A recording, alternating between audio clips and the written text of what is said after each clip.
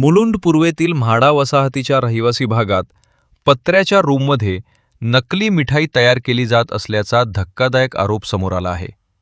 समाजसेवक ॲडव्होकेट सागर देवरे यांनी हा गंभीर आरोप केला असून गुजरातहून आणलेल्या पाम तेलापासून तयार केलेल्या खव्याचा वापर करून विविध प्रकारची मिठाई बनवली जात असल्याचा दावा त्यांनी केला आहे.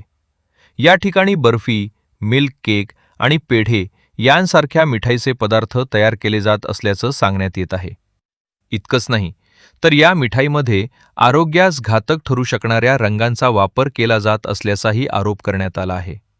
विशेष म्हणजे काही दिवसांपूर्वी याच ठिकाणी अन्न व औषध प्रशासन म्हणजेच FDA कडून कारवाई करण्यात आली होती. मात्र FDAच्या कारवाईनंतरही पुन्हा त्याच ठिकाणी मिठाईचं उत्पादन सुरू झालं कसं, असा थेट सवाल ॲडव्होकेट सागर देवरे यांनी उपस्थित केला आहे.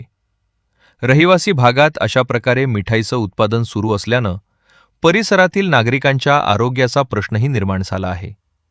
विशेषतः रक्षाबंधन आणि गणेशोत्सवाच्या पार्श्वभूमीवर मिठाईची मागणी मोठ्या प्रमाणात वाढण्याची शक्यता आहे.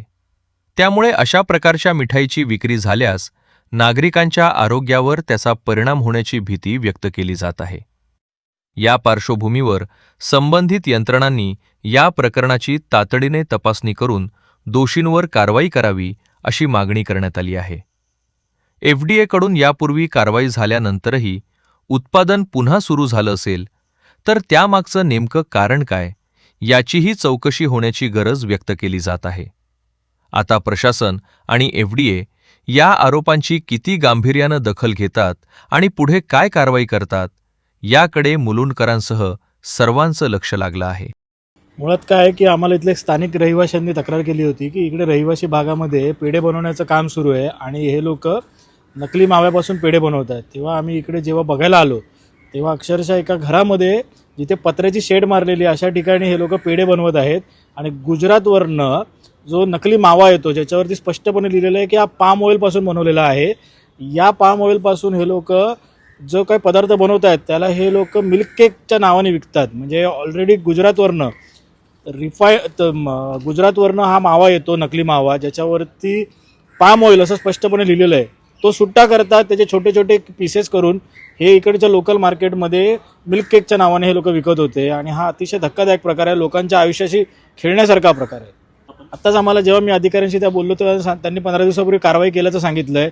परंतु कारवाई केल्यानंतर सुद्धा सर्रासपणे जर हे सगळं सुरू असेल तर या कारवाईला काय अर्थ आहे. आणि तुम्ही जर इकडे बघितलं असाल तर इकडे कलरचा सुद्धा वापर करण्यात येत आहे, हायजीनही कुठली पाळण्यात येत नाही आहे. आणि हा जो काही सगळा प्रकार आहे, जवळजवळ आता उद्या रक्षाबंधन आलेलं आहे आणि 1000 किलो माल इकडे तयार आहे. मग FDAने नक्की काय कारवाई केली. आणि हा जो काही इकडे पाम ऑइल त्याच्याबरोबर अनेक केमिकल्सने युक्त असा जो काय मावा होता, नकली मावा जो गुजरातवरून आलेला आहे, त्याचा वापर करून हे लोक त्याच्यापासून सुट्टे मावा केक बनवून विकत आहेत. लोकांच्या आयुष्याशी आज खेळण्याचा हा प्रकार सुरू आहे.